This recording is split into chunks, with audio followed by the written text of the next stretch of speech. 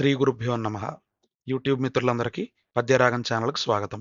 మన ముందు వీడియోలో మాఘమాసంలో సూర్యభగవానుడికి పరమాన్నం ఎందుకు ప్రసాదంగా పెడతారు అనే విషయాన్ని తెలుసుకుంటూనే, సూర్యభగవానుడు దక్షయజ్ఞం జరుగుతున్నప్పుడు, పరమేశ్వర నింద జరిగినప్పుడు సభలో వెక్కిలిగా నవ్వడం వల్ల తనకు ఏ శిక్ష పడింది అనే విషయాన్ని కూడా మనం తెలుసుకున్నాం. అయితే అదే వీడియోలో చివరి భాగంలో మనం ఇదే విధంగా ఇంకెవరికైనా శిక్ష పడిందా అనే ప్రశ్నను మీ ముందుంచడం జరిగింది. ఈరోజు ఈ వీడియోలో మనం ఆ ప్రశ్నకు సమాధానం తెలుసుకునే ప్రయత్నం చేద్దాం. గమ్మత్తుగా ఈ కథ కూడా మనకు భాగవతంలోనే దశమ స్కందంలో ఉత్తర భాగంలో దొరుకుతుంది. భాగవతం దశమ స్కందం ఉత్తర భాగంలో 61వ అధ్యాయం అనిరుద్ధుని యొక్క వివాహం. అయితే అనిరుద్ధుని యొక్క వివాహంలో ఎవరైనా ఇలా వెక్కిలి చేష్టలు చేయడం అనేది జరిగిందా? అలా జరిగితే వాళ్ళకు పడిన శిక్ష ఏమిటి? అనే విషయాన్ని ఈరోజు మనం చర్చించుకుందాం. ఈ కథలో అనిరుద్ధుని వివాహమే కాకుండా శ్రీకృష్ణుని యొక్క వంశవృక్షానికి సంబంధించి చాలా విషయాలు పొందుపరచడం జరిగింది. ముఖ్యమైన అష్టభార్యలెవరు, వాళ్ళ పుత్రుల యొక్క వివరాలు అవన్నీ పొందుపరచడం జరిగింది. మన తర్వాత వీడియోల్లో శ్రీకృష్ణుని యొక్క అష్టభార్యలు, వాళ్ళ వివాహ విశేషాలు మరియు వాళ్ళ పుత్రుల యొక్క వివరాలు ఇవన్నీ తెలుసుకునే ప్రయత్నం చేద్దాం. ఈరోజు మన కథకు ఆ వివరాలు ప్రస్తుత అంశం కాదు కనుక వాటిల్ని పక్కన పెట్టి కథాభాగాన్ని మాత్రమే చూసే ప్రయత్నం చేద్దాం. రుక్మిణికి అన్నయ్య రుక్మి. రుక్మి యొక్క కుమార్తె పేరు రుక్మవతి. అలాగే శ్రీకృష్ణుడికి రుక్మిణికి ప్రద్యుమ్నుడు అనే ఒక కుమారుడు కలిగాడు. రుక్మవతి యొక్క స్వయంవరం చాటింపు వేసినప్పుడు ప్రద్యుమ్నుడు కూడా ఆ స్వయంవరానికి వెళ్ళడం, అక్కడ ఉన్న రాజులందరినీ గెలిచి రుక్మవతిని ద్వారక్కి తిరిగి తీసుకొని రావడం అనేది జరుగుతుంది. అయితే శ్రీకృష్ణుడి పట్ల వైరం ఉన్నప్పటికీ కూడా మేనల్లుడంటే ఇష్టం వల్ల కావచ్చు, లేదా రుక్మిణి యొక్క మనసును సంతోషపరచడానికి కావచ్చు, రుక్మి ప్రద్యుమ్నుడికి తన కుమార్తె అయిన రుక్మవతిని ఇచ్చి వివాహం చేయడానికి ఒప్పుకుంటాడు. అదే విధంగా వాళ్ళిద్దరికీ వివాహం జరగడం కొంతకాలానికి ప్రద్యుమ్నుడు మరియు రుక్మవతులకు అనిరుద్ధుడు అనే కుమారుడు జన్మించడం జరుగుతుంది. ఈ అనిరుద్ధుడు కూడా తండ్రి తాత వలె పరాక్రమవంతుడే. ఇంచుమించు శ్రీకృష్ణుని యొక్క రూపాన్ని పోలి ఉన్న రూపాన్ని కలిగి ఉంటాడు కూడాను. అయితే మనకు మన రిలేషన్స్ మనం చూసుకున్నట్లు అయితే, మన తండ్రి వైపు నుంచి, తల్లి వైపు నుంచి కూడా మనకు తాతగారు ఉంటారు. అయితే తండ్రి వైపు నుంచి ఉండే తాతగారిని మనం పితామహుడు అని, తల్లి వైపు నుంచి ఉండే తాతగారిని మనం మాతామహుడు అని అంటాము. అలాగే మన తాతగారికి కూడా మనవలుంటారు కదా! తన కుమారుడి వైపు నుంచి వచ్చే మనవల్ని పౌత్రుడు, పౌత్రి అనంటారు. అలాగే తన కూతురు వైపు నుంచి వచ్చే మనమల్ని దౌహిత్రుడు, దౌహిత్రి అనంటారు. ఇప్పుడు రుక్మి సందర్భంలో మనం చూసుకున్నట్లయితే అనిరుద్ధుడు రుక్మికి దౌహిత్రుడవుతాడు. ఎందుకంటే రుక్మి యొక్క కూతురు రుక్మవతి, రుక్మవతి యొక్క కుమారుడు అనిరుద్ధుడు కనుక రుక్మికి అనిరుద్ధుడు దౌహిత్రుడవుతాడు. అదే విధంగా రుక్మికి కూడా ఒక కుమారుడు ఉన్నాడు. ఆ కుమారుడికి రోచన అనే ఒక కుమార్తె ఉంది. అంటే రుక్మి యొక్క పౌత్రి రోచన. ఇది ధర్మశాస్త్రం బట్టి, ఆనాటి ధర్మశాస్త్రం బట్టి విరుద్ధమే అయినప్పటికీ కూడా, తన దౌహిత్రుడికి, తన పౌత్రికి వివాహాన్ని జరిపించాలి అనే ప్రస్తావనని రుక్మి తీసుకొని రావడం జరుగుతుంది. ఇందులో కూడా ఆంతర్యం ఏమిటి అంటే, తన చెల్లెల మీద ఉన్న మమకారాన్ని వదులుకోలేక, సరే తన చెల్లితో ఇంకో సంబంధాన్ని కలుపుకుంటే సంబంధం మరీ బలపడే అవకాశం ఉంటుంది కనుక, తన దౌహిత్రుడైన అనిరుద్ధుడికి తన పౌత్రి అయిన రోచనకు పెళ్లి చేయాలి అనే ప్రస్తావనని రుక్మి తీసుకొని రావడం జరుగుతుంది. దాన్ని పెద్దలందరూ అంగీకరించడం కూడా జరుగుతుంది. ఆహ్, అనిరుద్ధుడు మరియు రోచన యొక్క వివాహాన్ని విదర్భ రాజ్యంలోనే నిర్ణయిస్తారు. ఈ విదర్భ రాజ్యానికే భీష్మక నగరం అని, భీష్మక పట్టణం అని, కుంభిన పట్టణం అని ఇలా చాలా పేర్లు ఉన్నాయి. అయితే మనం సులువుగా చెప్పుకోవడానికి వీలుగా విదర్భ రాజ్యం అనుకుందాం. ఈ విదర్భ రాజ్యంలో వివాహాన్ని ఏర్పాటు చేస్తారు. యాదవుల్లో కృష్ణుడు, బలరాముడు ఇటువంటి పెద్దలందరూ కూడా వివాహానికి హాజరవుతారు. అయితే వివాహ మహోత్సవం ఒక పక్క జరుగుతూ ఉంటేనే, ఇంకోవైపు రుక్మి తన స్నేహితులతో కలిసి సంభాషణలు పెట్టుకుంటాడు. అయితే రుక్మి యొక్క స్నేహితుల్లో కళింగరాజు అనే ఒక దుర్బుద్ధి కలిగిన స్నేహితుడు ఉన్నాడు. వాడేం చేస్తాడంటే రుక్మి దగ్గరికి వెళ్ళి, "నువ్వు శ్రీకృష్ణుడిని ఏ విధంగా కూడా గెలవలేవు. ఎందుకంటే బలపరాక్రమాల్లో గాని, శౌర్యంలో గాని ఎందులోని శ్రీకృష్ణుడికి నువ్వు సమానమైన వాడివి కాదు. కానీ శ్రీకృష్ణుడి చేతిలో నువ్వు ఒకసారి ఓడిపోయి ఉన్నావు." ఎప్పుడు? రుక్మిణి యొక్క వివాహం జరిగినప్పుడు రుక్మిణిని శ్రీకృష్ణుడు తన కళ్యాణ మండపం దగ్గర నుంచి ఎత్తుకువెళ్ళిపోవడం, గౌరీ పూజకి ఆమె వెళ్ళినప్పుడు ఆ గుడి దగ్గర నుంచి ఎత్తుకువెళ్ళిపోవడం అనేది జరుగుతుంది. ఆ సందర్భంలో రుక్మి శ్రీకృష్ణుడిని, రుక్మిణిని వెంబడించి ఎలాగైనా తన చెల్లెల్ని తను తిరిగి తెచ్చుకోవాలనుకుంటాడు. కానీ శ్రీకృష్ణుడితో జరిగిన ద్వంద్వ యుద్ధంలో రుక్మి ఓడిపోవడం అనేది జరుగుతుంది. అది అవమానంగా ఇప్పటికీ ఉండిపోయింది రుక్మి యొక్క మనసులో. అయితే ఆ అవమానానికి ప్రతీకారం తీర్చుకుందామని సరైన సమయం కోసం ఎప్పటినుంచో ఎదురు చూస్తున్నాడు రుక్మి. ఈరోజు కళింగరాజు ఒక చిన్న అవకాశాన్ని రుక్మికి ప్రతిపాదించాడనమాట. ఏమిటా అవకాశం అంటే, శ్రీకృష్ణుడిని నేరుగా నువ్వు బాధ పెట్టలేవు. కానీ నువ్వు ఏం చేయగలవు అంటే, బలరాముడి మనసు బాధపడే విధంగా నువ్వు ఏదైనా పని చేయగలవు. బలరాముడి మనసు బాధపడితే ఆటోమేటిక్‌గా శ్రీకృష్ణుడు కూడా బాధపడతాడు అనే ఒక చిన్న సలహాని రుక్మికి కళింగరాజు ఇస్తాడు. అయితే ఏ విధంగా బాధ పెట్టొచ్చు అని ఆలోచన చేస్తే బలరాముడికి కొన్ని దుర్వ్యసనాలు ఉన్నాయి. అందులో జూదం కూడా ఒకటి. కానీ బలరాముడికి జూదంలో ప్రావీణ్యత లేదు. అంటే ఆట ఆడాల్సి వస్తే అదృష్టం బట్టి గెలిస్తే గెలుస్తాడు లేదా ఓడిపోతాడు తప్ప దానిలో మెళకువలు అవన్నీ బలరాముడికి తెలియవు. ఆ విశేషాన్ని తెలిసిన కళింగరాజు రుక్మికి ఈ విషయం చెప్పి, కాబట్టి నువ్వు బలరాముడిని జూదానికి ఆహ్వానించు. ఏ విధంగా అయినా సరే మనం బలరాముడిని ఓడించేయొచ్చు. ఓడిస్తే బలరాముడు బాధపడతాడు. బాధపడితే కృష్ణుడు కూడా బాధపడతాడు అనే విషయాన్ని చెప్తాడు. అయితే ఒక పక్క వివాహం జరుగుతూ ఉండగానే ఇంకో పక్క బలరాముడి దగ్గరికి రుక్మి వెళ్ళడం, ఇలా జూదానికి ఆహ్వానించడం జరుగుతుంది. మొదట ఇరువురు కూడా తక్కువ తక్కువ పందాలే పెట్టుకుంటారు. 10 వరహాలు, 20 వరహాలు, 50 వరహాలు ఇలా. అయితే ప్రతి ఆటలోని రుక్మే గెలుస్తాడు. ప్రతి ఆటలోని బలరాముడు ఓడిపోతాడు. మనం ఎప్పుడైనా చూసుకున్నట్లయితే ఇద్దరు ఆడుతున్నారనుకోండి. ఒకళ్ళు గెలవడం, ఒకళ్ళు ఓడిపోవడం అనేది చాలా సాధారణమైన విషయం.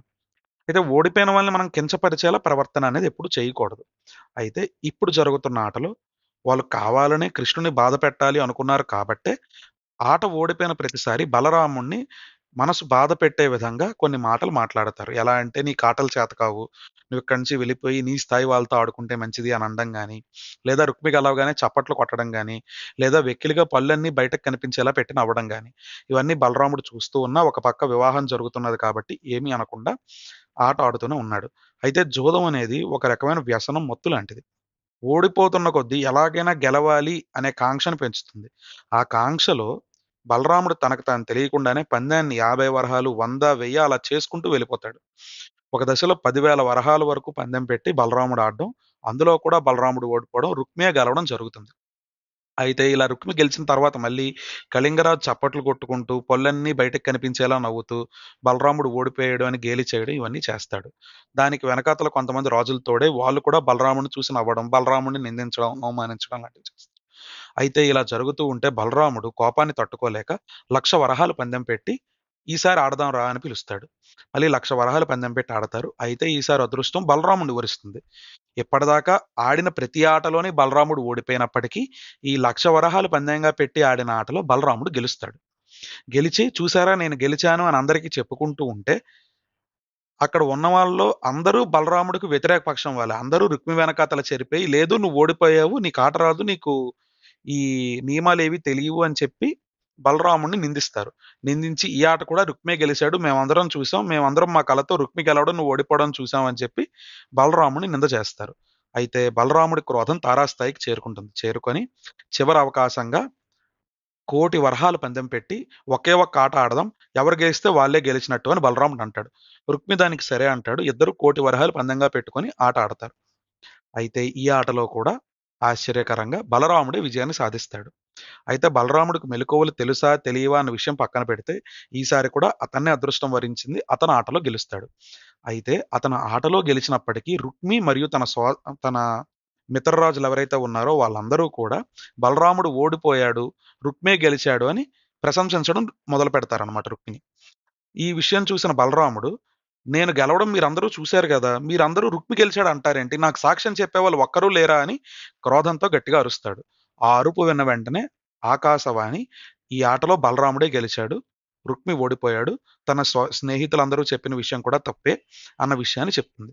ఆకాశవాణి తీర్పు విన్న తర్వాత బలరాముడు ఆనందపడినప్పటికీ, రుక్మి తాలూకు స్నేహితులందరూ కూడా, "ఆకాశవాణి చెప్పింది మాకు ప్రామాణికం కాదు. ఈ సభలో మేము చూసిందే మాకు ప్రామాణికం. రుక్మే గెలిచాడు" అన్న విషయాన్ని గట్టిగా చెప్పడం జరుగుతుంది. ఈ విషయానికి క్రోధించిన బలరాముడు వీళ్ళెవ్వరిలోని కూడా ధర్మం అనేది లేదు. వీళ్ళందరికీ తగిన శిక్ష విధించాలి అని నిర్ణయించుకున్నాడు. నిర్ణయించుకొని ఈ ఆటకి ముందర ప్రస్తావన పెట్టిందెవరు? రుక్మి కదా! అందుకు ఎదురుగానే ఉన్నాడు కాబట్టి రుక్మి యొక్క తల పట్టుకొని తన పిడికిలితో రుక్మి యొక్క మొహం మీద గట్టిగా గుద్దుతాడు. ఆ గుద్దడం వల్ల ఏం జరుగుతుంది అంటే పాపం రుక్మి నోట్లో ఉండే 32 పళ్ళు కూడా ఊడిపోతాయన్నమాట. ఆ తర్వాత తన దగ్గర పరిఘ అని ఒక ఆయుధం ఉంది. ఆ పరిఘ అనే ఆయుధంతోని రుక్మిని గట్టిగా కొట్టి చంపేస్తాడు. అక్కడతో రుక్మి యొక్క కథ సంపూర్ణం. అయితే రుక్మి తర్వాత బలరాముడిని ఎక్కువగా నింద చేసింది ఎవరు అంటే కళింగరాజు. వాడి విషయం జరగగానే చూసి అక్కడి నుంచి పారిపోయే ప్రయత్నం చేస్తాడు. ఒక 10 అడుగులు పరిగెత్తాడో లేదో అక్కడికే వెళ్లి బలరాముడు వాడిని పట్టుకోవడం. వీడే పదే పదే వెక్కిలిగా నవ్వడం అవన్నీ చేశాడు కదా అని చెప్పి వాడికి కూడా నోటి మీద గట్టిగా కొట్టడం, వాడి పళ్ళన్నీ కూడా ఊడిపోవడం జరుగుతుంది. ఆ తర్వాత అక్కడే బలరాముడు వాడికి పిడిగుద్దులు గుద్ది వాడిని కూడా హతమార్చేస్తాడు. అయితే మిగతా రాజులందరూ కూడా బలరాముడి మీద కోపంతో రుక్మికి కొంత సహాయంగా ఉంటుంది అని వెనకాతల నించున్న వాళ్ళే తప్ప వాళ్ళు నేరుగా ఈ అధర్మంలో పాలు పంచుకోలే. కాబట్టి తన ఆయుధంతో వాళ్ళ చేతుల మీద, కాళ్ళ మీద గట్టిగా కొట్టి వాళ్ళకి గాయాలు కలిగేలా చేసి వాళ్ళకి ప్రాణాలతో వదిలిపెట్టేస్తాడు. వాళ్ళు అక్కడి నుంచి పారిపోతారు. అయితే ఈ సంఘటన అంతా కూడా కళ్యాణ మండపంలో ఉన్న అందరూ చూస్తారు. కానీ ఎవ్వరూ ఇది ధర్మం అని గాని, అధర్మం అని గాని కూడా చెప్పలే. శ్రీకృష్ణుడు కూడా మౌనాన్నే వహిస్తాడు. ఎందుకు అంటే రుక్మిణి చంపడం ధర్మం అనంటే రుక్మిణి మనసు గాయపడే అవకాశం ఉంది. అధర్మం అనంటే బలరాముడి యొక్క మనసు గాయపడే అవకాశం ఉంది. కాబట్టి ఇద్దరిని సంతోషపెట్టడానికి వీలుగా శ్రీకృష్ణుడు కూడా దీని మీద ఎటువంటి వివరణ ఇవ్వకుండా మౌనంగానే ఉంటాడు. ఎందుకంటే కాలం గడిచిన తర్వాత నిజానిజాలు అలాగే తెలుస్తాయి. అప్పుడు ఎవరి ధర్మం, ఎవరిది అధర్మం అందరూ తెలుసుకుంటారు అనే విధానాన్ని నమ్మిన శ్రీకృష్ణుడు మౌనంగా ఉంటాడు. అనిరుద్ధుని యొక్క వివాహం ఎటువంటి ఆటంకాలు లేకుండా జరిగేలా చూస్తారు. అయితే అనిరుద్ధుని యొక్క వివాహం రోచనతో సక్రమంగా జరుగుతుంది. జరిగిన తర్వాత ఒక దివ్యమైన రథంలో నవ వధూవరులను కూర్చోబెట్టి ద్వారకకి తీసుకొని వెళ్ళడం అనేది జరుగుతుంది. ఇక్కడతో కథ సమాప్తం అవుతుంది. అయితే ఈ కథలో అనిరుద్ధుడి యొక్క వివాహం మనకి ముఖ్యమైనప్పటికీ కూడా అంతర్లీనంగా ఒక సభలో గాని, నలుగురు ముందు గాని, మర్యాదస్తులతో ఉన్నప్పుడు గాని, లేదా మనకన్నా పెద్దలతో ఉన్నప్పుడు గాని, మనం ఏ విధంగా ప్రవర్తించాలి అనే విషయాన్ని మనకిందులో చెప్పడం అనేది జరిగింది. మీరు ఆలోచించి చూస్తే అక్కడ కళింగరాజు గాని, రుక్మి గాని చేసిన ప్రథమ దోషం ఏమిటి? బలరాముడు ఓడిపోయాడే అనుకోండి. తనకు కోపమొచ్చేది కాదు. ఆటన్నాక ఒకళ్ళు గెలుస్తారు, ఒకళ్ళు ఓడతారు.